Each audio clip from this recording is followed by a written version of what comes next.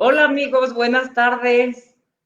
Estoy aquí con el doctor Edilberto Peña de León, neuropsiquiatra y director de CISNE, Centro de Investigación del Sistema Nervioso en la Ciudad de México. Doctor, bienvenido. El- Gracias por este Elisa, tiempo que nos vamos a dar. no hombre, todo un placer, Elisa, estar contigo y con este portal tan interactivo y este trabajo tan loable que tienen para la difusión del déficit de atención. Hombre, yo a la orden y aquí estoy con mucho gusto. Muchas gracias. Pues el tema que anunciamos hoy iba a ser, va a ser Va a ser. depresión y ansiedad desde la genética hasta la clínica.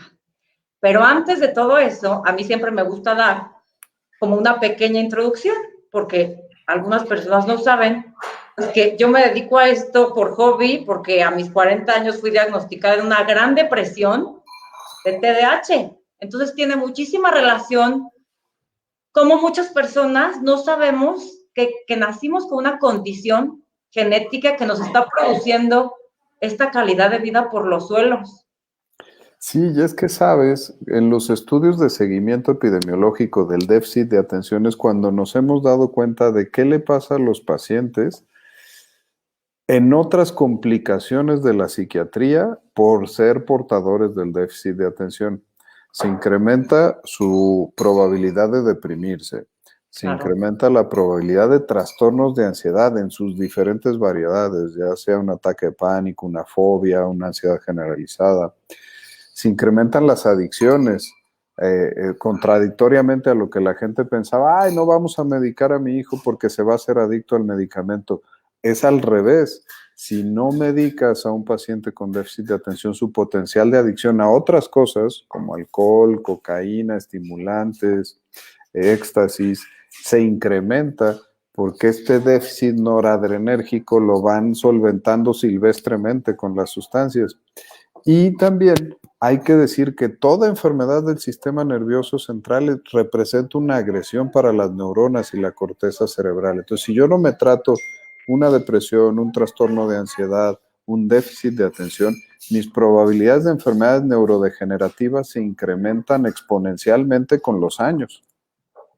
Muy bien, ahorita te vas a ir explicando todo esto. Me gustaría comentarles a las personas que nos están viendo, que de todas maneras los vamos a poner en YouTube, eh, desde hace años estoy detrás de este doctor. Les voy a platicar cómo era mi intensidad.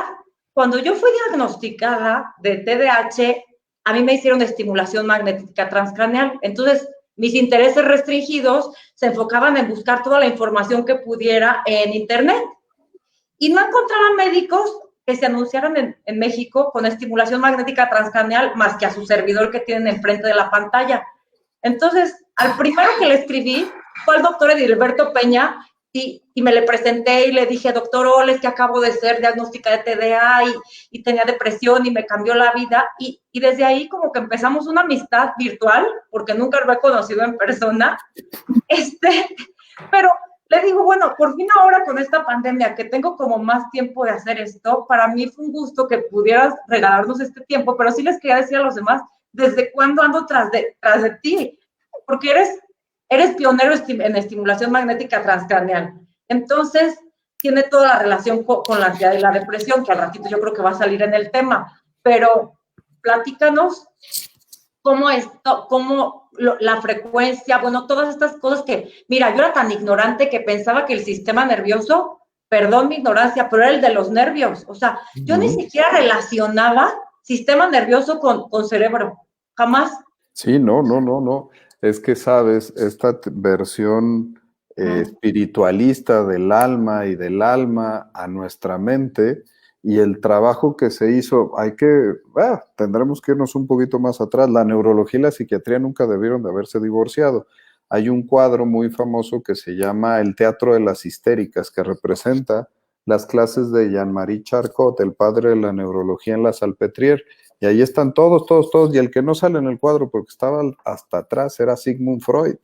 Y a partir de ahí, de los conocimientos de Freud en la neurología, que Freud era neurólogo, fue que se creó la psiquiatría. pero ahí se divorciaron y el conocimiento de la psiquiatría creció sobre un ente abstracto que era la psique, que no sabemos dónde está, pero creemos que está en todo el organismo y no nos queda claro si el cerebro es el nido de la psique. Y que después de los años 50 se empezó la psiquiatría biologicista y la neuroquímica y la neuroanatomía a relacionar hasta que ahora tenemos especialidades como la neuropsiquiatría y procedimientos como la estimulación magnética transcranial y los demás dispositivos médicos, donde sorprendemos a las personas ahora diciéndoles, hey, hay aparatitos para cambiar problemas de conducta y del estado de ánimo, y se quedan con los ojos pelones, ¿no? Es que a mí esta parte es la que a mí me gustaría también expresar como paciente que he sido de las 3 veces que he recibido estimulación magnética transcranial. Yo he dicho, ¿qué sería de mi vida sin la ciencia? Porque yo pasé 40 años de mi vida en depresiones, ansiedades, pensamientos bucle, fobias, de que pues no pensaba que era una tonta, porque cuando tú eres diagnosticado, las mujeres que somos diagnosticadas de adultos de TDA, muchas, no solo yo, llegamos pensando que éramos tontas de toda la vida. Entonces, creces con muchas cosas en la cabeza y en el momento en que yo descubro que existe la estimulación magnética transcranial, yo le dije a mi doctor, mire, yo ya me he gastado en cursos de desarrollo humano, inteligencia emocional, coaching, ya he ido a todo ya, no pierdo nada, hágamela. O sea, hágamela como diciendo, me puse a leer y vi que tenía excelentes resultados y que la FDA, ¿cómo se llama? La Asociación Federal. La Food and Drug Administration, la Agencia de Drogas, bueno, de Medicamentos y Alimentos. La tenía precisamente, ya estaba aprobada por la FDA para depresión y ya después para trastorno obsesivo compulsivo. Y yo dije, por favor, que me la hagan. Y en el momento que me la hicieron, yo empecé a ver cambios atencionales bastante, que yo decía, esto es como un spa cerebral. Es más, me llegan a veces recuerdos de Facebook de que hace 5 años iba saliendo de ahí de la clínica donde me la hacían y decía, saliendo de mi spa cerebral, es que mucha gente no sospecha que puede existir un spa cerebral. Sí, y es que, fíjate, la intención de toda la neuromodulación, que es la que agrupa, si por ahí quieren empezar a googlear, agrupa desde la estimulación eléctrica cerebral, que es lo que antes se conocía como electrochoques, la estimulación del nervio vago, la estimulación magnética transcraneal, la estimulación de corriente directa, que son aparatitos hasta portátiles. Todo eso que es neuromodulación agrupa todos los incidentes físicos que pueden cambiar el tipo de comunicación que tenemos entre las neuronas de la corteza cerebral. Y si ya hemos avanzado en la ciencia y sabemos en qué parte de la corteza cerebral está cada función, entonces yo ya sé que si la apago o la prendo, voy a provocar un cambio en una conducta o en una emoción. Por eso hay aprobación, como bien dices, en depresión, en TOC. Viene la aprobación para dejar de fumar, para el craving, para el antojo de dejar de fumar. Venía en 2020, yo creo que va a terminar en 2021. Y de ahí vendrán las de control de síntomas de Parkinson, las de mejoramiento cognitivo para Alzheimer y para TDA, y vendrán muchas más, porque no quiere decir que la máquina sea una panacea y sirva para todo, sino que puedo incidir en diferentes zonas de la corteza cerebral.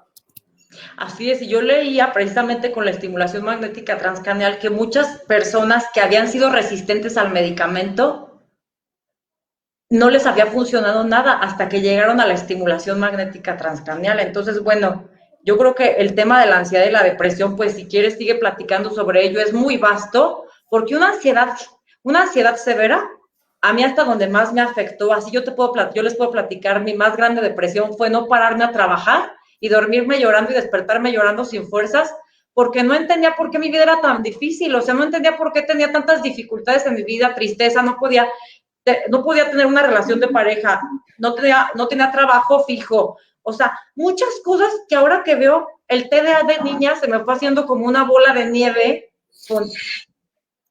por eso la importancia que tú nos digas como neuropsiquiatra, la importancia desde la infancia, yo diría que si tu niño tiene ansiedad, tiene depresión, o desde la adolescencia, gestión de emociones, irlo tratando para no llegar a esta bola de nieve a lo que muchos llegamos.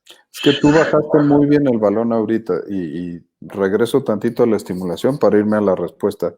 Ya ahorita tenemos algoritmos de medición de tus cromosomas y de tus genes para saber si tu tipo de depresión va a ser una que va a responder a medicamentos o a dispositivos médicos.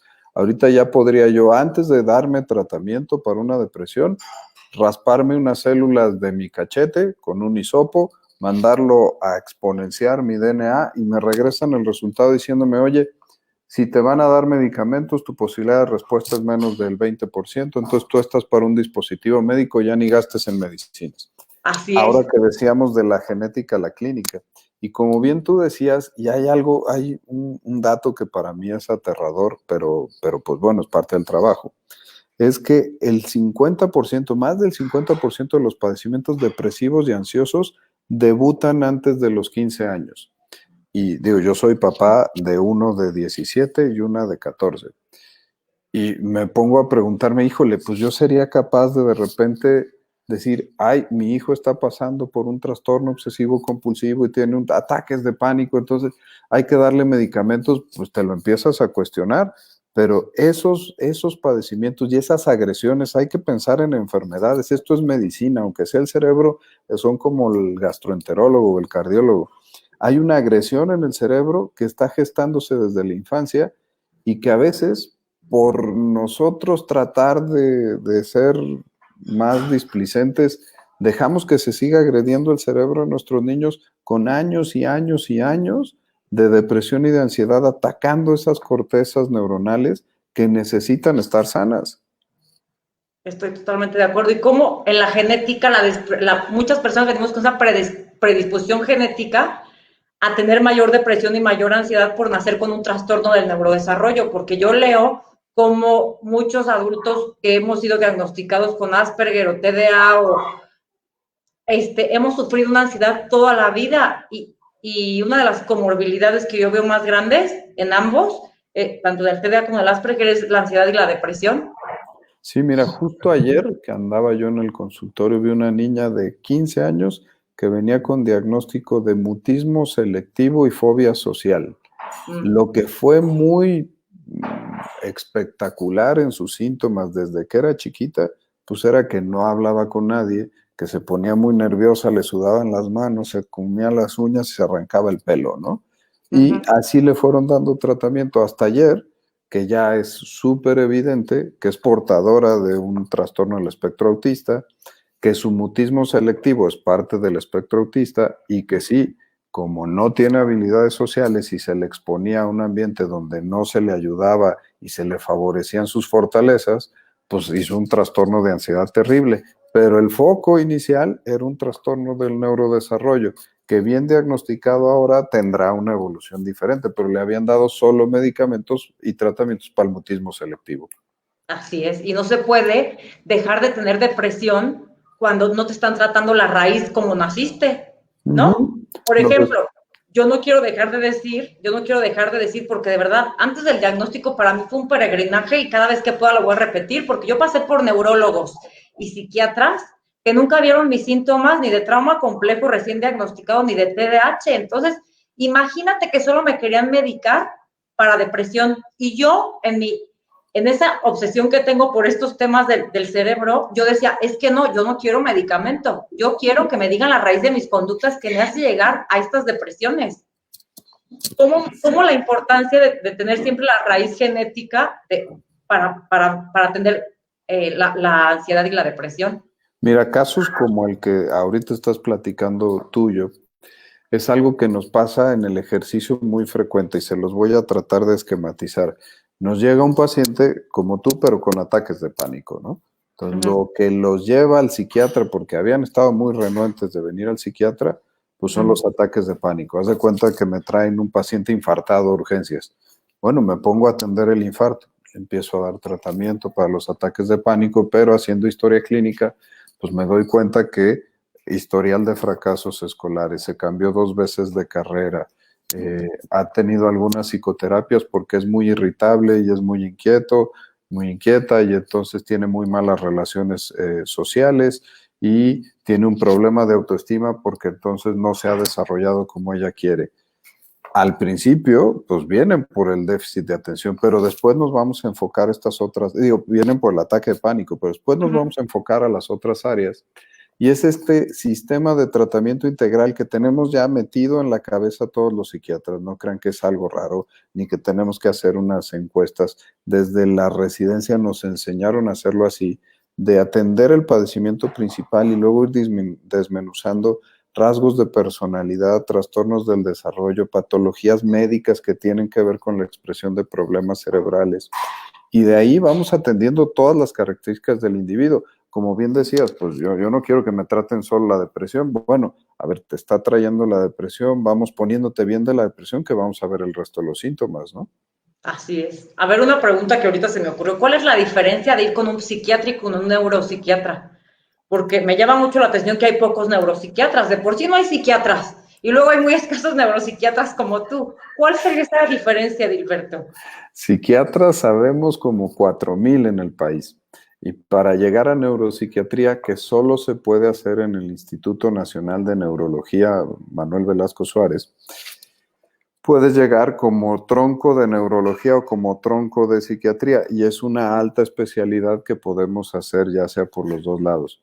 Hay poquitos lugares en el mundo que tienen la especialización en neuropsiquiatría, y la mejor definición es que nos encargamos de los trastornos del comportamiento, de las alteraciones neuronales. La superespecialidad de un neuropsiquiatra es cómo un paciente con Alzheimer empieza a alucinar y se le cambia la personalidad y se desjuicia, y entonces de ser un viejito dulce y venerable empieza a ser alguien que empieza a quererse ligar a chavitas de 20 años, que no es algo que pase frecuentemente, pero ese tipo de alteraciones son el caminito que nos encausa a los neuropsiquiatras. Pero a mí, y lo decía al principio de la charla, me parece que nunca debieron de haberse divorciado la neurología y la psiquiatría, porque, y mis amigos neurólogos no me dejarán mentir, como el 30-40% de la consulta privada de un neurólogo son padecimientos psiquiátricos. Ay, vengo por cefalea, pero es cefalea tensional y termina siendo un trastorno de ansiedad, y dan un tratamiento para un trastorno de ansiedad. Está bien hecho porque ellos también están capacitados para hacerlo, pero pues deberíamos de integrarnos, y creo que la tendencia irá hacia allá. Y hay que decirlo, no porque yo piense que tengo una depresión o ansiedad, tengo que ir forzosamente de primera intención con un psiquiatra o con un neurólogo. Si somos 4,000 y nada más hablamos de depresión, la prevalencia de depresión le pega al 9.1% de la población mexicana. Quiere decir que entre 11 y 12 millones de mexicanos están deprimidos. Si yo tengo 4,000 psiquiatras, no alcanzan. Si le sumas los trastornos de ansiedad, el trastorno de ansiedad generalizada le pega al 14.5% de la población del país. Wow. Ojo, diabetes es hasta el 8%, o sea, es casi el doble de los diabéticos de este país. Y eso, pues significa que la depresión y la ansiedad son enfermedades de médico de primer contacto. Tienen que acudir a la base de la pirámide. Si no funciona con el tratamiento de mi médico general, de mi médico internista, de mi pediatra, de mi ginecólogo, entonces vamos escalando a psiquiatra, psiquiatra general o psiquiatra especialista o subespecialista en técnicas de neuromodulación o otras que pueden existir, pero así tenemos que acceder a los servicios de salud. Así más o menos es el peregrinar que platicabas tú. Pues empiezas con donde tienes confianza y conoces, y conforme mi padecimiento no se va resolviendo, tengo que escalar un poquito más la escalera, ¿no? Así es, fíjate, yo me fui dando cuenta que lo mío tenía que estar en la cabeza, porque yo de tantas charlas que asistía de desarrollo humano, inteligencia emocional, un día fui con Nick Puglisi, que es un motivador que no tiene pies ni manos, no sé si lo ubicas, que es australiano. Es un motivador, un chavito, bueno, tendrá 35, 40 años, no sé, y fui, y me llamó la atención mucho que yo decía, es que como él es motivador y no tiene pies ni manos y tiene una autoestima padrísima y una seguridad. Y yo decía, yo estando completa, no puede ser que no pueda tener esa autoestima, esa seguridad que es normal. Y entonces fue cuando dije, yo me voy a hacer un electroencefalograma o algo donde me digan que hay, porque yo había ido a neurólogos y nada más me daban, y yo decía, es que no, entonces no me quedaba quieta, pero hay personas que a la primera también sé que se rinden y por eso ya no van a los psiquiatras, ya no van al neurólogo. Yo digo, es que si tú sabes que estás mal, no te puedes seguir engañando sintiéndote mal. Es que imagínense ahora el viaje de paciente, ¿no? Empiezas desde chiquito, 13, 14 años, te sientes mal, pero como ni siquiera sabes cómo tienen que ser las sensaciones de la vida, pues piensas que así es la vida. Te la vas bancando y ahí sigues, te pega en la autoestima en el momento en el que tienes que desarrollarte, vienen tus caracteres sexuales secundarios, tienes que aprender a socializar diferente, tienes que mostrar independencia de mis papás para poderme fundamentar una personalidad propia, pues vengo ya con un hándicap de TDA, de déficit de atención, de problema de ansiedad, de problema de depresión. Incluso por ahí empiezan algunos debuts de trastorno bipolar y no lo hago bien. Entonces, cuando tengo que fundamentar mi personalidad, esos años súper importantes para que yo me sepa capaz de lo que tengo, cuáles son mis fortalezas, cuáles son mis defectos, cómo cubrirlos, hacia dónde me quiero dirigir en la vida, cuál medio puede ser mi plan de vida, pues vengo yo con el armamento chafa. No me doy tratamiento, lo voy suplementando como Dios me da a entender, empiezo a tener tumbos, porque antes la vida pues era lineal, ¿no? Pues de la primaria voy a la secundaria, ¿y qué tengo que hacer? Pues clases de fútbol, y de las clases de fútbol iré a otro deporte, era muy lineal, pero se me empiezan a abrir las posibilidades. Y llego a la prepa y tengo que elegir área, y luego tengo que elegir carrera, y es donde empiezan los tumbos, porque muchos de estos pacientes terminan llegando al consultorio en estas etapas de quiebre donde le estoy platicando. Viene ahí y entonces elijo una carrera y me equivoco, elijo otra carrera y me equivoco, elijo otra y me equivoco, y mi desempeño cada vez va siendo peor. Me siento tonto, me siento... Es que me estás escribiendo. No te apures, luego te pago derechos de autor. Después aprendí a vivir, sobreviví 40 años y ahora vivo. Perdón Sí, por cortarte la inspiración, pero es que me estabas describiendo. viene la etapa de elección de pareja y entonces, si yo me siento tonto, con una autoestima bajita, pues ¿con quién me voy a enganchar? Pues me voy a enganchar con el que tiene una autoestima grande, que me ordena, que me dice, que me dirige, que suplementa mis debilidades. Y entonces vienen esos enganches de relaciones tóxicas. Y viene el tiempo en el cual se me ofrecen las sustancias y me engancho con el alcohol, que me baja la ansiedad, la marihuana, que son depresores del sistema nervioso central, pero luego vienen los excitadores, los estimulantes del sistema nervioso central. Si yo tengo un problema de neurotransmisión noradrenérgica como el déficit de atención, híjole, me engancho con la cocaína o con el éxtasis o con los estimulantes porque me suplementan noradrenalina, aunque sea por cortos periodos de tiempo, y me siento normal. Yo no sé qué es normal, pero me siento mucho mejor y me engancho y me sigo, y entonces ya tengo problemas con mis papás y tengo problemas económicos y ya llegué a los 25 y no he acabado ninguna carrera, y síganle para adelante.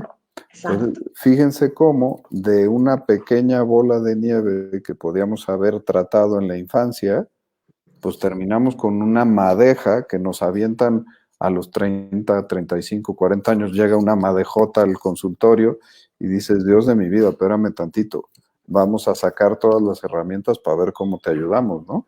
Así es. Y es que la gestión de emociones es tan importante desde la infancia por eso. O sea, pero también siento que los papás no están capacitados, desgraciadamente no soy mamá, me encantaría hacerlo un día, pero siento que los papás no, muchas veces crecen con esa idea de no se nació sabiendo ser padre, pero no se preparan, habiendo tanta información los últimos 20 años en el avance de la neurociencia, de todos estos avances que hay de cómo tú le enseñas a tu hijo a regular sus emociones, pero como los niños de hoy no encuentran adultos con quien regular sus emociones, pues también siento que crecimos sin poder regularlas. Entonces, por eso creo que bien lo dice este refrán de que la salud mental desde la infancia se cuida. Y no hay salud sin salud mental, porque de repente, como papás, a lo mejor nos enfocamos en que todo el desarrollo físico de mi hijo esté perfecto, ¿no?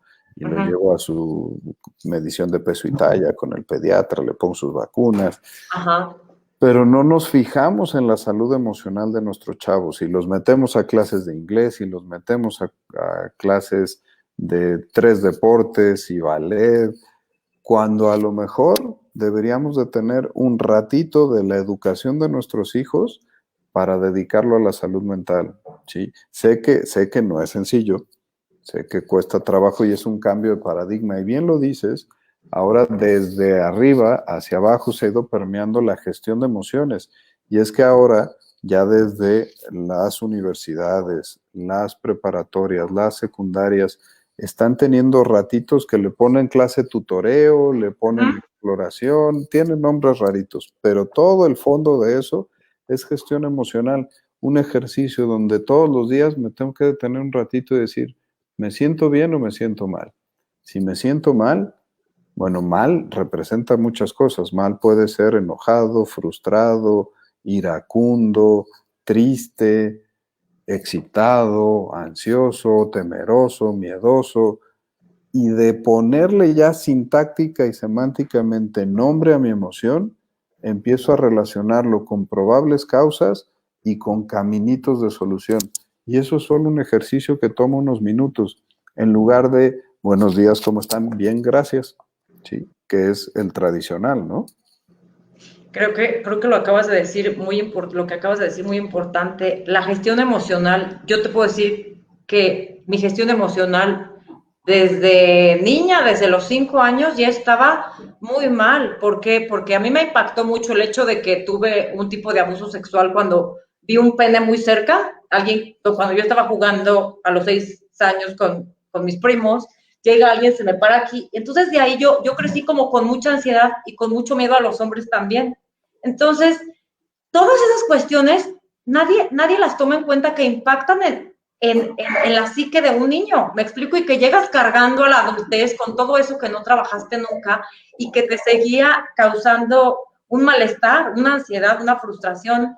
Y no solo eso, creo que fueron muchas dificultades en mi vida como pueden ser las de hoy, las de muchos niños, sobre todo ahorita que estamos en la pandemia y que veo que nadie está cuidando la parte emocional de los niños con dificultades de aprendizaje como yo tenía. O sea, yo tenía dificultades de aprendizaje matemático, tipo discalculia, tenía dificultades para aprender, entonces me creaba una ansiedad desde ir a la escuela, ya sabía que iba a hacer el ridículo, que la iba a regar, aparte torpeza motriz. Entonces imagínate, desde niña fui arrastrando esa ansiedad de decir, soy torpe para jugar en el recreo con mis amigas, no entendía por qué no podía jugar avioncito, resorte, me caía, me abrí 2 veces la cabeza, o sea, la barbilla. Entonces, imagínate, crecí como pensando que la ansiedad era parte de mi vida diaria, hasta ahora que sé lo que es vivir sin ansiedad y empezar a vivir.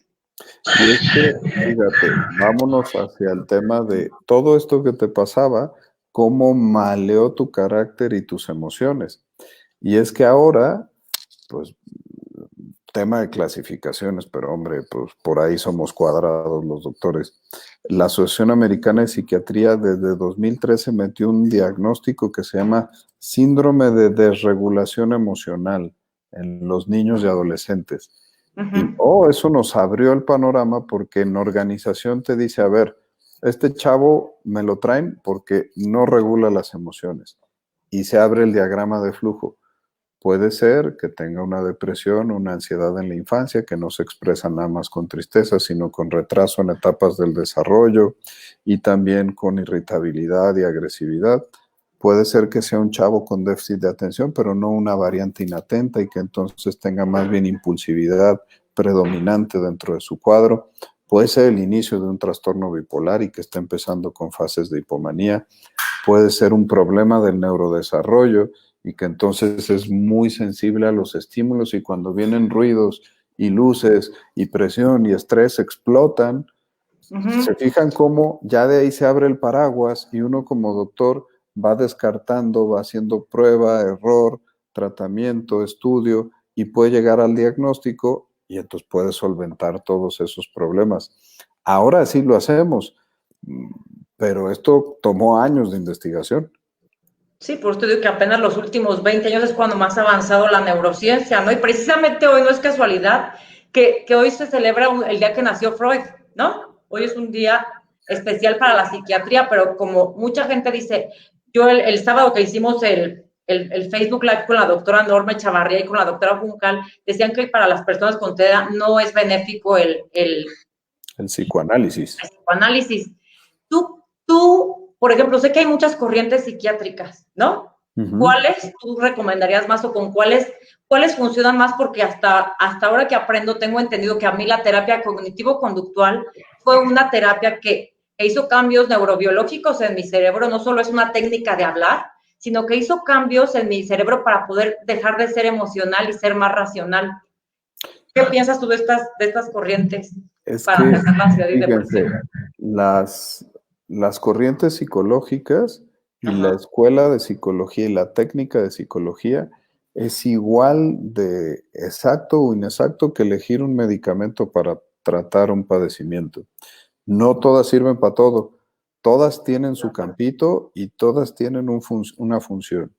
Pero en específico, si nos vamos por el lado del TDA, la cognitivo-conductual y la dialéctica conductual son las que han demostrado mayor efectividad.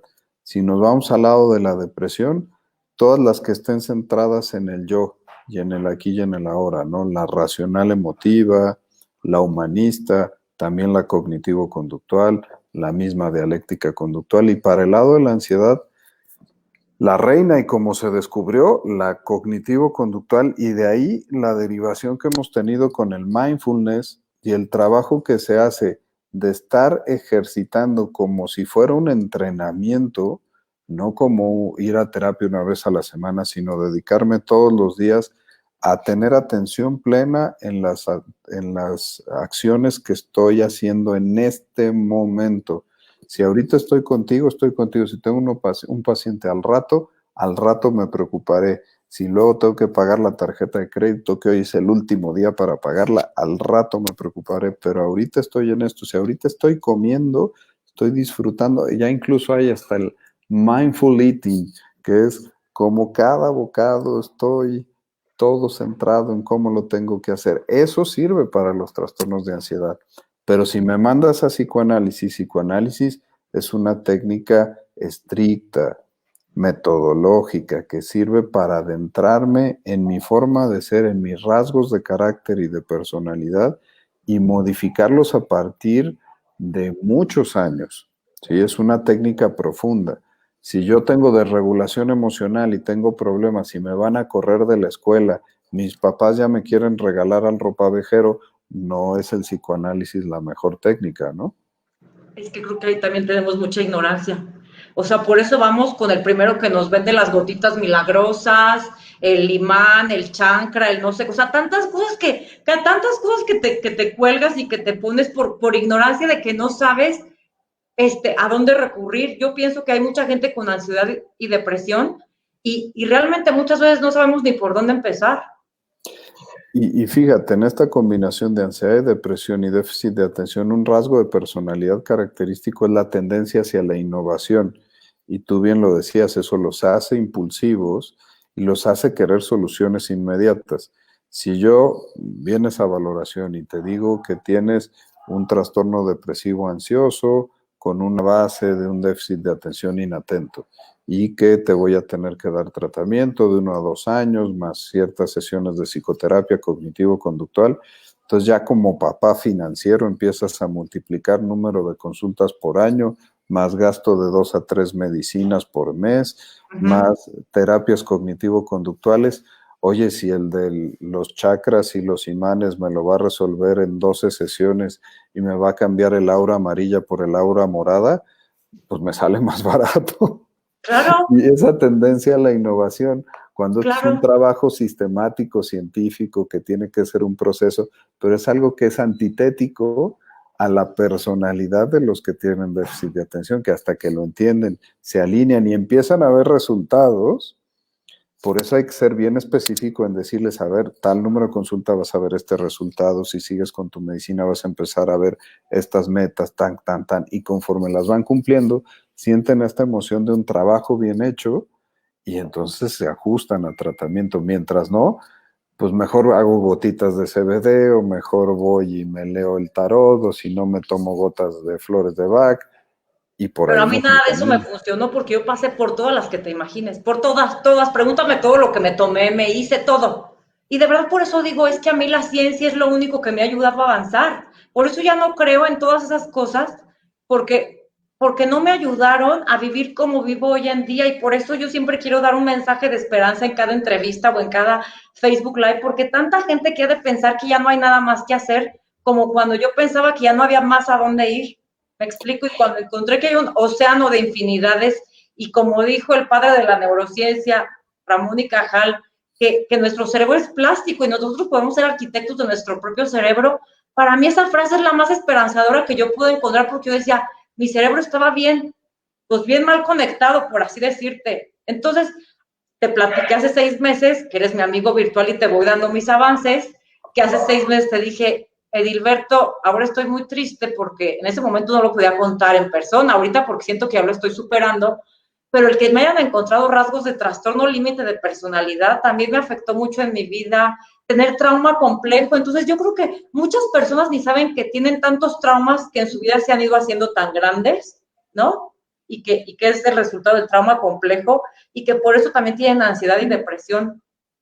Mientras más temprano, ahí hay una regla bien básica, mientras más temprano incidas en la evolución de un padecimiento mental, mejor será la evolución, menos serán las comorbilidades y las complicaciones y menos maniobras vas a tener que hacer. A mí me gusta hacerles estas cuentitas matemáticas en la consulta y decirles, oye, pues bueno, tienes un trastorno de ataques de pánico. Hoy me dio mucha risa un paciente que trabaja en gobierno y tiene un trabajo súper demandante. Tiene 10 años con ataques de pánico, pero hoy decidió tratárselos. Entonces, O bueno, tiene, apenas hoy fue el día. ajá. Entonces, 10 años de ataques de pánico. Y le digo, te vas a tener que tomar un tratamiento de medicamentos entre un año, año y medio, probablemente 2 años. ¿Tanto tiempo, doctor? No, pendejo, si ya tienes 10 años que deberías haber venido a consulta. Ese es un poquito el tema y me gusta hacerles esas cuentas. A ver, tienes ataques de pánico, tienes una distimia, que es la depresión crónica, anidada en la infancia, en la adolescencia, Uh-huh.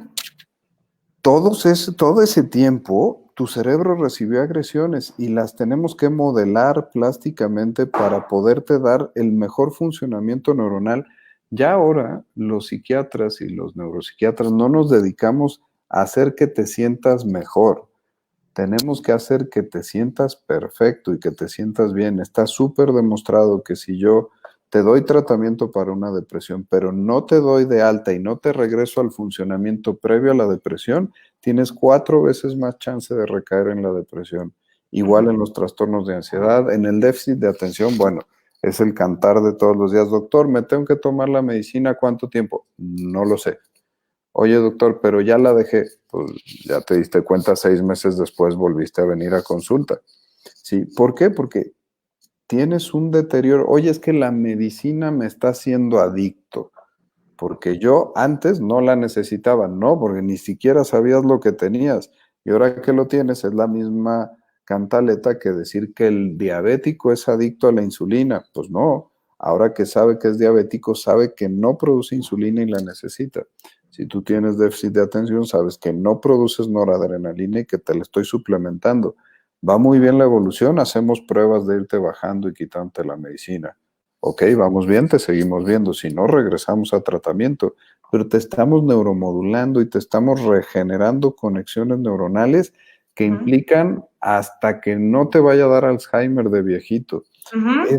Esa conexión de la inmediatez hacia darme salud preventiva en temas de salud mental, todavía falta que hagamos bien ese vínculo. Se está chambeando, se hace psicoeducación, está increíble el proyecto que tú encabezas, porque es de este tipo de permear en la cabeza de la gente para que puedan entender que estos padecimientos son, me voy a echar flores al área, pero son igualitos que en el resto de la medicina, pero son los que más te pegan en la calidad de vida, ¿no?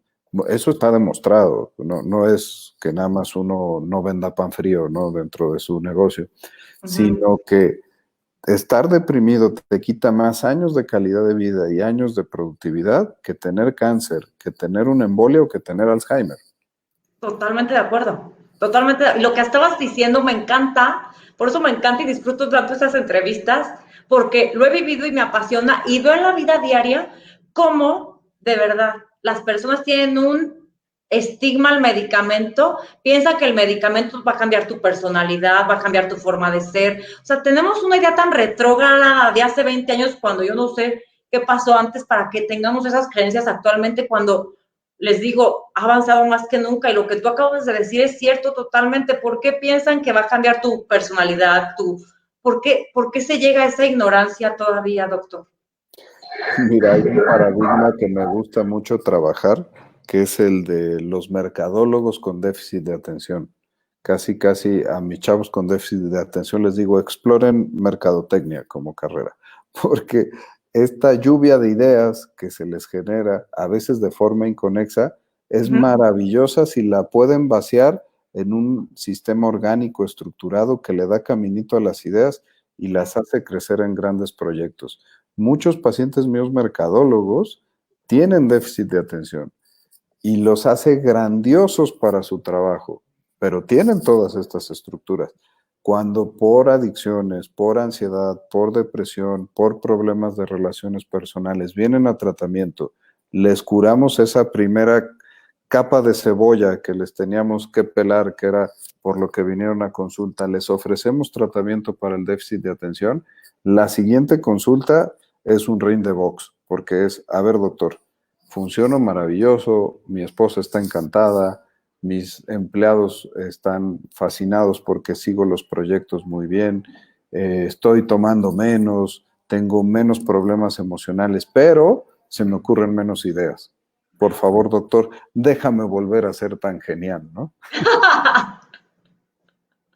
Y es donde les explicamos, a ver, tú siempre has funcionado multitarea, tú eres una computadora que tiene archivo abierto, abierto, abierto, abierto y saturas la memoria RAM hasta que explotas y te hace increíblemente ineficaz. Si ahora estás experimentando que puedes abrir un archivo, resolver ese archivo hasta que acabes de agarrar el archivo que sigue, no quiere decir que seas menos efectivo. Si mides tu productividad al mes, te vas a dar cuenta que eres más efectivo y más productivo que cuando abrías toda esa cantidad de archivos, solo que no estás acostumbrado a hacerlo. Y empiezo a negociar con ellos. Vamos jugando un poquito con la dosis del medicamento hasta que se van acostumbrando poco a poco y ya los dejamos en la dosis que es la adecuada. Pero tienes que hacer este trabajo empático que a lo mejor es algo que conviene decirle a la gente, ¿no?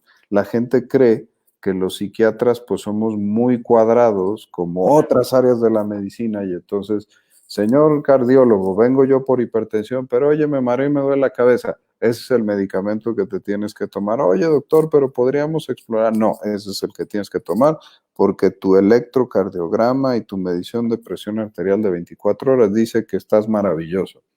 Los psiquiatras no somos así por formación, seríamos antitéticos para nosotros mismos, ¿no? Nosotros tenemos que a veces negociar con los efectos adversos de los medicamentos a favor de los pacientes.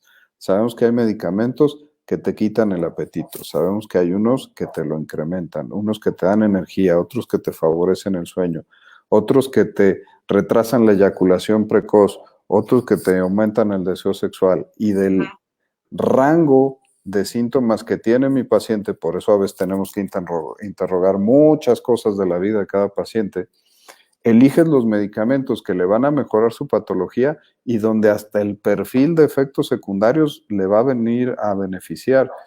Es ese diálogo y esa empatía que se tiene que desarrollar con el psiquiatra lo que hace tratamientos exitosos. Es ahí donde yo digo que cada quien necesita su propio cóctel. De verdad, no me va a funcionar a mí igual que a ti, por eso les digo, cada quien necesitamos nuestro cóctel diferente, porque, por ejemplo, mis amigas, que una vez te quise presentar a Maureen Terán, que tiene su canal de Tiempo de Hablar, o sea, ella y Ceci me platican mucho cómo tuvieron que llevar cierto tiempo para que les funcionara su medicamento, ¿no? Y otra cosa que no me gustaría que antes de pasar a las preguntas, que no dejarte de preguntar sería, que a raíz de que yo me diagnostiqué, es como una cadena de favores. Muchos amigos a mi alrededor empezaron a preguntarme que cómo ellos querían ver si también no había nacido con algo, porque ya habían ido a ayahuasca, a no sé dónde, o sea, meterse todo lo que te imagines y ya habían tenido divorcios, ya habían tenido frustración de trabajos o trabajos, inversiones frustradas, ya sabes. Y cuando se dieron cuenta que nacieron con una alteración neurológica, que ahí es donde quiero empezar, que nos platiques, cómo las emociones desde nacimiento ya podemos venir desregulados, porque mi amigo tenía TLP, o sea, rasgos de TLP, pero también tenía como que la impulsividad súper alta y por eso siempre explotaba y estallaba. Y eso muchas veces la gente ni siquiera se imagina cómo esa impulsividad te afecta en tu vida diaria y no se da cuenta que se puede tratar. Ahorita, desde la genética ya conocemos entramados genéticos que nos dan predisposición a enfermedades. Ojo, esto no quiere decir que existe un gen descompuesto de la depresión, un gen descompuesto del bipolar, de la esquizofrenia, del déficit de atención. Eso no lo hay. Lo hay en otras áreas de la medicina, por ejemplo, para el síndrome de Down, existe el gen que está descompuesto. Así no pasan las enfermedades mentales. La herencia es poligénica, quiere decir que viene de muchos genes. Y entonces, de la combinación de genes, por ejemplo, sabemos que si yo soy bipolar, le voy a heredar la susceptibilidad para esquizofrenia, bipolar o depresión a mi descendencia. Y pueden tener cualquiera de esas. No tienen que tener a fuerza trastorno bipolar. Entonces, yo heredo la susceptibilidad. Pero si te fijas, para diferentes enfermedades, de ahí viene el siguiente pasito, que es ¿qué armamento me tocó de combinación mía con lo de mi mamá y papá? Pues ¿cómo se combinaron? Híjole, pues a ver, ¿cómo quedó mi sistema nervioso central con eso? Luego, los eventos traumáticos, o en trauma englobo todo, desde el trauma obstétrico, chin, me atoré en el canal de parto y tuve un parto prolongado, 30 horas estuve en ventilador, me tuvieron con respirador 3 semanas en terapia intensiva y entonces mis ventrículos cerebrales crecieron. Hombre, eso modifica mi plasticidad cerebral. Traumatismos, traumas severos de la infancia. Hay un estudio genial del doctor Caspi en 2003 en Science, donde ve cómo son mis genes de la serotonina que tiene que ver con la depresión, con tener trauma, no trauma, trauma leve, cualquiera que haya sido, o trauma severo, y los porcentajes de depresión, desde tener 0% hasta la combinación de genes de depresión más trauma severo, el 70% de esa población alguna vez se deprimió en la vida. Entonces, viene esa combinación intrincada. Y luego viene mi educación, porque tú bien lo decías, la educación termina por ser una forma de entrenamiento cerebral. Si yo a mis músculos los entreno con fútbol o con básquetbol o con pesas, pues bueno, a mi cerebro lo entreno con educación y con neurorehabilitación. Y a lo mejor partes que no venían muy bien armadas de mí se van acomodando y se hace otro tipo de expresión, más las enfermedades que me van cayendo, lo mencionamos durante la charla. Si me deprimo, si me da un trastorno de ansiedad, si me da hipotiroidismo, si tengo cáncer, si tengo lupus y una enfermedad inflamatoria generalizada, todo eso afecta el desarrollo neuronal. Se fijan cómo hacer una buena historia clínica termina por darnos todas las herramientas y toda la visión para poder hacer el mejor trabajo con un paciente. Tú lo decías ahorita con tu amigo, no nos quedamos en la superficie. Oye, ¿por qué vienes? Porque tengo muy malas relaciones de pareja y soy muy explosivo. Bueno, cuéntame, ¿cómo fue tu nacimiento? Ay, Dios, espérame. Pues desde ahí tenemos que empezar a hacer historia clínica, ¿no? Totalmente, pero gracias por existir doctores como tú. Yo siempre te he admirado porque yo veo cómo hace falta en México hablar de salud mental y eres de los pocos que estás en los programas famosos, con los famosos. Y la verdad es que yo te lo decía antes de empezar aquí el live, que hace falta mucha difusión de lo que es la salud mental, porque no hay salud física, sin salud mental no la hay. Bien dicho. Y no sé con qué quieras cerrar, quiero pasar a las preguntas porque tienes muchos saludos. Vamos a las preguntas. Que por cierto te mandó saludar la doctora Marbella Espino, la directora del CESAM aquí en Querétaro, es mi psiquiatra. Muy bien. Me dijo que ando muy activa en estos... le dije... La cuarentena te está haciendo daño. Me está haciendo bien porque me está ayudando a hacer lo que me gusta. Mira, nos pregunta, ya hablamos de esto, pero mira, nos pregunta Maritza Moya, tengo una lucha con el papá de mi hijo, ya que no está de acuerdo con la medicación, ¿qué debo hacer con la medicación? Pues yo creo que Invítenlo a la consulta con el especialista. O sea, la realidad es que la mejor vacuna contra la ignorancia es el sí, conocimiento. sí, Y yo también. no juguemos al teléfono descompuesto. Pobrecita mamá. A ver, además, hay línea genética en el déficit de atención. A veces vemos al niño con déficit de atención y volteamos a ver al papá y decimos, ah, ya sé por dónde viene.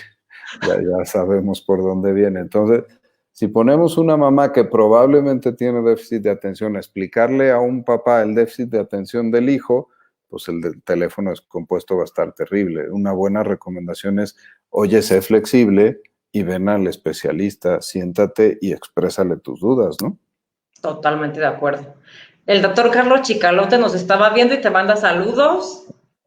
Eridani Dana Gómez de Robles, ¿esa estimulación sirve para la depresión también? Sí, estábamos hablando de la estimulación magnética. La primera aprobación 2008 de la FDA para la estimulación magnética fue episodios depresivos que no funcionan al primer tratamiento antidepresivo. Así es la indicación. Así es. Sandra Sangogo, hola Diz, Ciudad de México. No sé quién sea. Ivonne Vázquez, hola amiga Ivonne. Lucy Mendiola, buenas tardes, muchas gracias por la información, qué excelente. ¿En el sureste existe alguien que lo haga, específicamente en Mérida? En Mérida hay un estimulador magnético que lo tiene la Universidad de Yucatán, pero solo para propósitos de investigación. Había un dispositivo de estimulación magnética que lamentablemente se descompuso y está en reparación en Cancún, pero ahorita no está, aunque en Cancún sí hay estimulación de corriente directa, que es un mecanismo con un grado de penetración un poquito más abajo, pero también efectivo. Ok. Viviana Mendoza de Salgado, hola, buenas tardes, esto está muy interesante. Una pregunta, ¿es solo para adultos o también para niños? La estimulación magnética no tiene aprobación para usarse en menores de 14 años. Que a veces lo usemos es sobre todo en trastornos del neurodesarrollo muy graves, donde ya les han ofertado todo lo que existe y lo siguiente para tratar de que mejoren esa estimulación magnética. Y yo lo hago a veces, lo tendré que decir, pero siempre con el permiso de los papás y un consentimiento informado muy estricto de que estamos haciendo un procedimiento fuera de las aprobaciones terapéuticas. Así es, también aquí quiero aclarar que aquí en la En unidad de la Juriquilla. UNAM Juriquilla, ahí estaba la doctora Josefina Ricardo Garcel, quien fue quien me diagnosticó, bendito Dios. Ahí estaban aplicando para TDA en niños, un Sí, protocolo. lo están haciendo creo ahorita para TOC. Así es. Y luego, ¿cuántas sesiones son recomendadas para las personas con TDAH? Con TDAH es que es diferente el protocolo. Tenemos que personalizarlo y saber si la variante es inatenta, si mi problema es impulsividad, si mi problema es hiperactividad o si tengo un problema cognitivo relativo al déficit de atención. Ahí son diferentes focos de estimulación. Generalmente se hacen 1 o 2 sesiones por semana y tienden a ser como 18 o 20 sesiones totales. Sí, a mí me dieron casi cada vez que me las hicieron, me las dieron como 15 sesiones. Sandra, muy interesante. Hola, Sandra. Jamie Ortiz, siempre nos está viendo. Saludos. Mari Medina, me interesa consultar a mi hijo con el doctor. Vivimos en Nuevo León. Pues ahorita les paso sus datos. Aquí se van a quedar los datos del doctor Edilberto. Ahorita generalmente cuesta trabajo, pero ahorita en la época de la pandemia somos los reyes de la teleconsulta. No se preocupen, ahorita podemos verlo en toda la República. Así es. Gaby Albo, que es amiga mía, ¿qué diferencia hay entre TDAH y la inmadurez cerebral?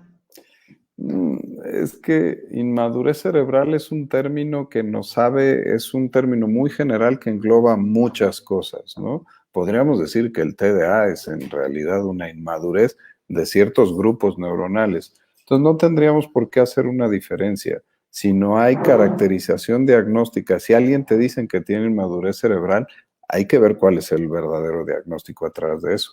Así es, porque dice que he estado brincando entre esos dos diagnósticos y por consiguiente de un tratamiento a otro y pues así nunca le va a funcionar. ¿Estás de acuerdo? Es correcto. Luego te pongo aquí con el experto Gaby. Adriana García, ¿dónde contacto al doctor Edilberto Peña? Mi hijo tiene depresión desde que inició primaria, hoy tiene 18 años, tiene altas y bajas, pero ahora se ha caído de forma severa. Ahorita Bien fácil. Además de los datos, síganos en todas las redes, somos Cisne México, Cisne como el pajarito, y de ahí nos encuentran. Así es. Viviana Mendoza de Salgado, la verdad es que sí hace mucha falta toda esa información. Mariel Martínez, muchas gracias por este gran contenido de valor. Soy psicóloga recién egresada y escucharlos me da una visión más amplia en la salud mental. Gracias, Mariel. Es el objetivo. Qué bueno. Jamie Ortiz, en Ciudad de México, ¿dónde hacen estimulación transcranial? O al doctor Edilberto. Estamos en Cisne México con estimulación transcraneal. Sé que está el Instituto Nacional de Psiquiatría, el Hospital ABC tiene un dispositivo por ahí, y hay algunos, el Hospital Español tiene uno que se utiliza en neurofisiología. Hay algunos dispositivos por ahí dispersos en la ciudad. Ok, Andrea Montufa, saludos al doctor que me ha cambiado la vida con el tratamiento y un acertado diagnóstico. Sí. Saludos hasta Pachuca. Qué bonito eso. Yo también te mandé una vez una clienta, Regina. Sí, cómo no. Claro. Ahí va. Claudia Peláez, excelente charla, gracias. Mari Medina, en Nuevo León, ¿a quién recomiendan? Experto en neuromodulación y además es mi compadre, no es guapo, pero es efectivo, que es el doctor David Saucedo. Ahí búsquenlo, su clínica se llama Límbica. Ok. Eridani Dana Gómez de Robles, súper buena información. Sandra Zangogo, hola, soy paciente del doctor Héctor Blanco, estoy muy bien, disfruto la plática. El doctor Blanco, compañero mío ahí en el Instituto de Neurología, gran doctor ahí en el Hospital Ángeles del Pedregal. Muy bien. Luego, Karina Petunia, ¿cómo podemos hacer los médicos generales para aumentar el conocimiento de la población sobre el uso de antidepresivos? Ya que, como mencionaron en la charla, los pacientes abandonan el tratamiento a consecuencia del temor a la adicción. Está la Asociación Psiquiátrica Mexicana, acérquense, en este momento tienen unos cursos que se llaman APMNet, que son gratuitos, algunos necesitan una beca y la beca se las da los laboratorios farmacéuticos, ahí dice quién se la pueden pedir y seguro tiene un visitador médico de ellos. Acérquense a los cursos de APM y de ahí seguro van a resolver muchas de sus dudas. Muchas gracias, doctor. Carla González Ruiz, muchas gracias por toda la información. Me dedico a la psicología educativa y es un campo de detección muy amplio con los trastornos del neurodesarrollo. Qué bueno, Carla. Dice que está en Michoacán, que sea algún doctor por allá. Por allá hay un neuropsiquiatra en Morelia que es Misael Tapia, fue residente mío, súper recomendable. Lo malo es que le gusta el rock and roll y luego anda tocando, pero si lo pueden centralizar les va a dar una gran consulta. O sea, ¿de verdad toca? Sí, tiene su propio grupo, entonces a veces deja de dar consulta para andar tocando. Hay que decirle que lo de él es la psiquiatría. Como yo, en bienes raíces y en esto que es mi hobby. Bueno, doctor, pues yo feliz y encantada de haber hecho por primera vez una entrevista contigo después de tantos años tras de ti, pero... Y no va a ser la última. No va a ser la última, esperamos que sigamos haciendo más, hace falta mucha información en México, ¿ok? Sí, al rato le buscas algún tema y nos embonamos para trabajar. Claro que sí, muchas gracias a todos los que nos vieron y muchas gracias a ti por tu tiempo y excelente plática, la disfruté muchísimo. Yo también, muchas gracias. Qué bueno, gracias doctor, gracias a todos, bye bye, que Dios los bendiga.